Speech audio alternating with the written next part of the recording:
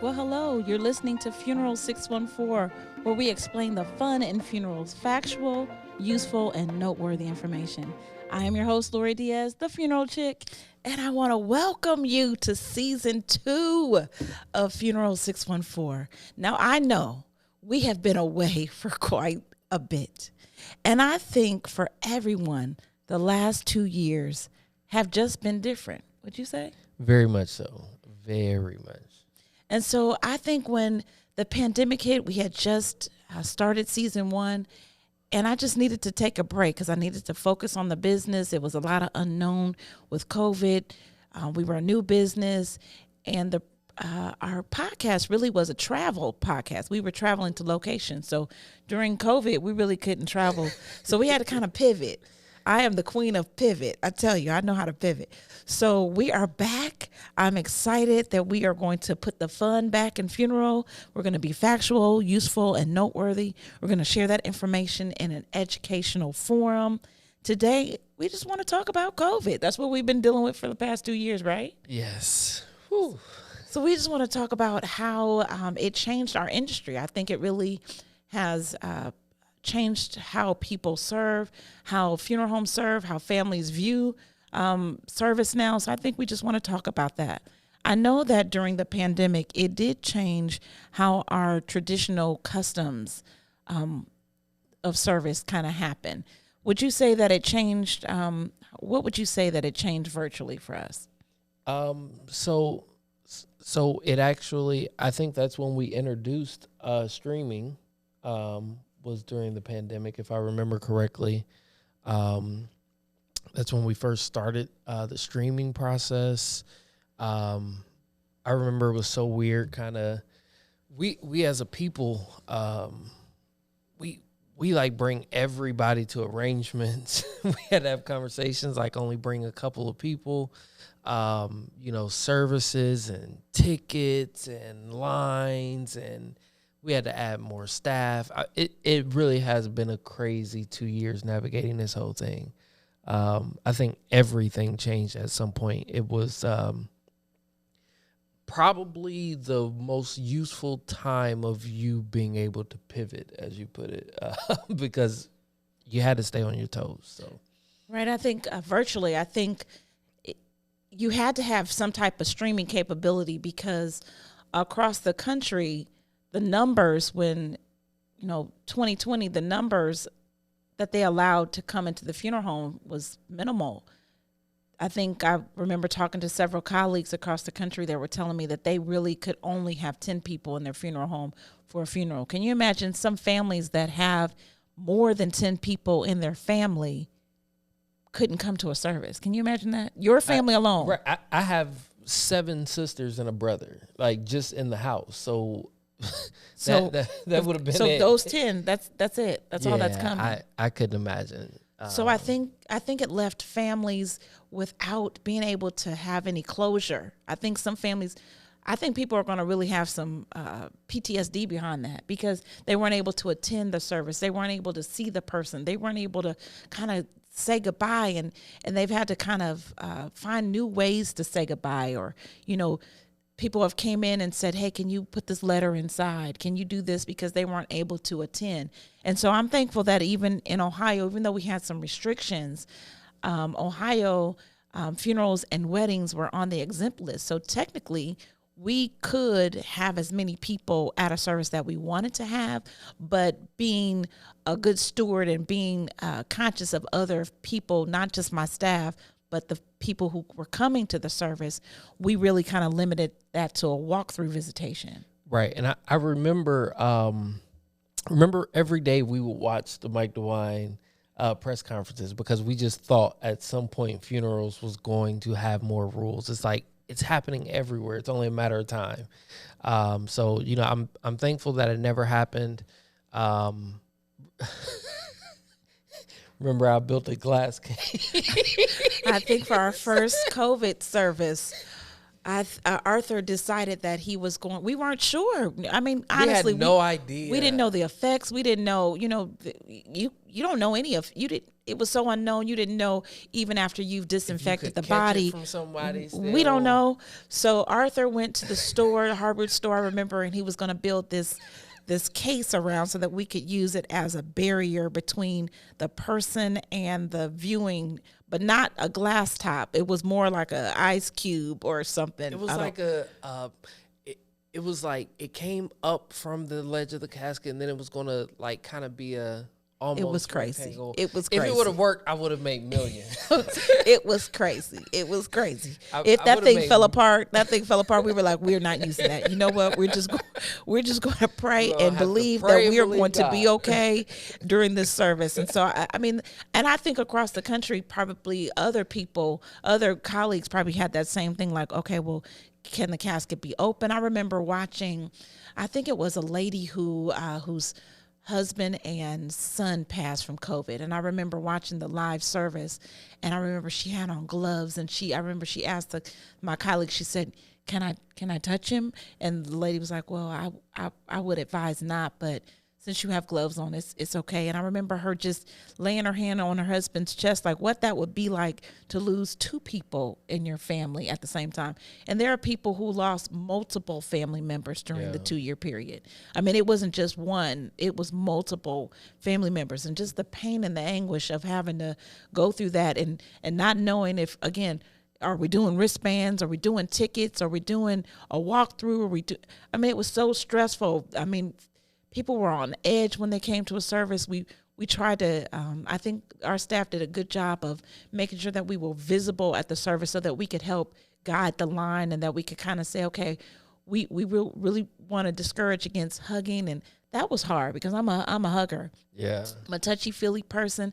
It was hard to tell people, I'm sorry, you have to keep the line moving. We really don't want you to be hugging and greeting the family. People were blowing air kisses at people and waving. It was just, that was, to me, was very painful. And I think, as I look back over the 2 years, it really was stressful.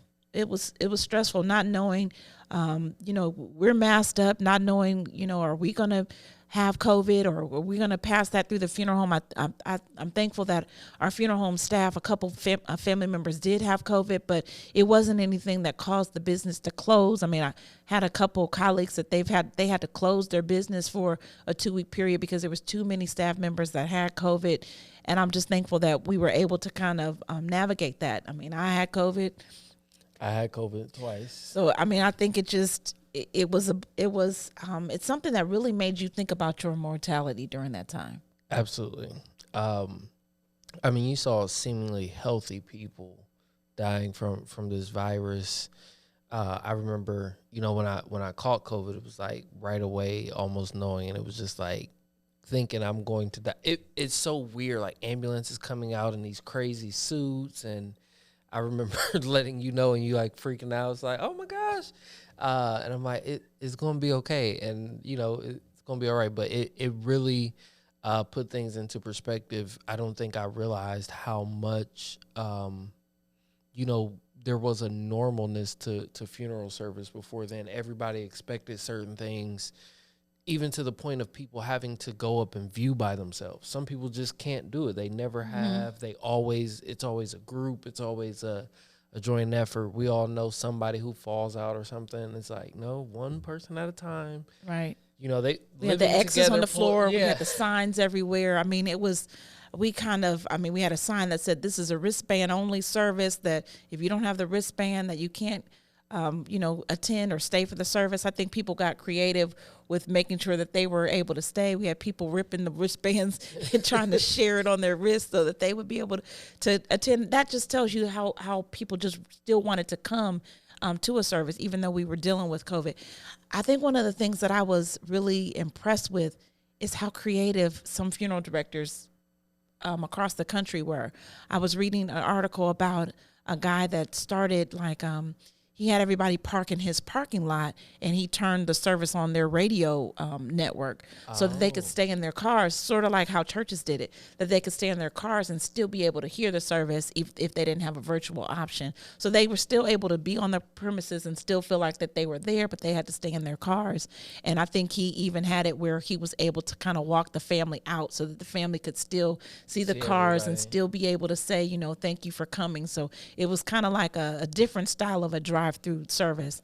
I was telling my staff members that, you know, if I could have a drive-through funeral window, that would be something that I definitely would put in, because you never know if there's something that will come up, even though we are still, a lot of times people think because the mask mandate has lifted that we're not still dealing with COVID. We are still actively still dealing with COVID. COVID is still real. It's still causing deaths across the country.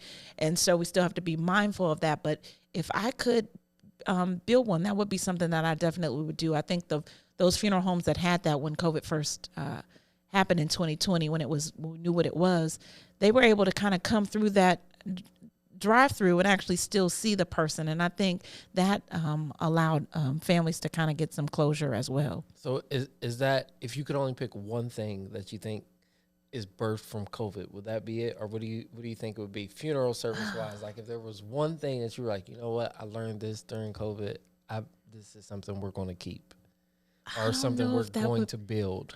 I don't know if it was that, or for me, I think that just might be my standard service mandate, is I really think that the staff being visible to me was important during COVID. You can't say that's from COVID, because that was from the time we opened. I said that I said I don't know if that's my, but I felt like that's something that has to stay regardless of COVID. But I don't know if I really, let me think. What did I feel like I really learned during COVID that I felt like had to stay? Me, it's the I think, you know what? No, yeah, but that's kind of now, it looks nice. But I think one of the things that I learned is, I think during COVID, I learned how to make arrangements shorter. Because you really didn't really want to be in that space for a long time. You had that mask on. You really couldn't breathe when you were trying to talk to people. You learned how to be able to still get to know the person. But I think you learned how to not have a family there all day. I think families know now families know what they want when they come through the door, and they don't really have to spend 3 or 4 hours at the funeral home be laboring. They're already grieving. I think you can kind of make it. I think we learned how to streamline at least that process. Okay. I think that's something that, and I like to talk. I love spending time with families, but I think I learned that I could actually spend time getting to know them, even when I do my little weekly calls or checkup calls while we're making arrangements. That allows me to have an opportunity still to kind of get to know them. Okay. One of the things that I read about was kind of how traditions changed. Maybe those who kind of had a different tradition for their burial custom. So one of the things that I was read about was like a Jewish custom. So they usually have the shomers that come over and they stay at the house and they do the watch. Well, during COVID, they weren't able to kind of do that. So they kind of had an honor system where it's like, I'm going to be praying for the person, or they had like a time frame of how they did that. And I thought that was kind of neat that they kind of pivoted to kind of still try to have some of their custom. And I didn't ever even thought about this, but they were talking about how Catholic and Episcopal faiths were still able to give last rites, but they kind of, some of them administered their last rites with like a Q-tip. So if they were going to go and do the oil, they had like a Q. So they were able to still kind of be able to do that. But some of them had to do last rites like over the phone, video chat or something. I know a lot of hospitals weren't letting people in. I tried to use the minister card a few times. It did work for you. Didn't work. Yeah, see that? I just think, that was kind of when people were talking about, passing alone and just kind of not being able to be in the place was kind of, that was kind of a sad moment when you talk to people who said, that they took their person to the hospital and that, they never came back. Yeah, that I think maybe one of these episodes we really need to probably maybe find like a nurse to kind of talk about their experience. Because I think a lot of times I think last responders is what we call ourselves. sometimes during this 2-year period, I was kind of in my feelings like, we're on the front line too. And it's like, we're giving free coffee to first responders, not being the line like, can I get my coffee? I'm a They're last like, responder. they're like, no, we don't see you on the list. But I really think that there's value to what we do. It was, I mean, we were able to kind of, those family members who didn't get to see their person in the hospital all that time, it was the last responder that they were able to come and still get that. And I think we had a huge increase of people like, listen, I know the funeral is next week.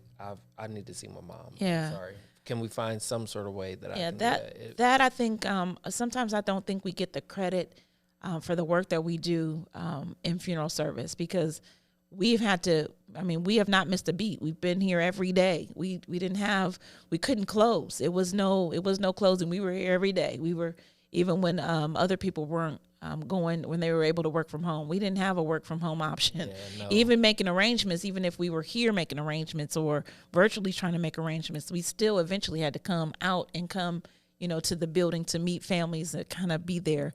And I think that was one of the things I think that makes me most proud of being a funeral director, is that we are there and that we have been there. And I applaud our colleagues across the country. I had a friend that posted one time on Facebook, and he was just saying, he was kind of giving the view from the funeral director eye that, sometimes we are drained and sometimes we are just overloaded, but we have to show up for that one more family that you have to show up for. And so that's one of the things that I think during COVID, I think we saw how strong our colleagues were across the country. Absolutely. Especially our New York colleagues, because they were saying that the numbers were like 400 a day was that's a normal death rate, but they were like seeing them they had to rent the refrigerated trucks, and they were just, they had it was way more. Yeah.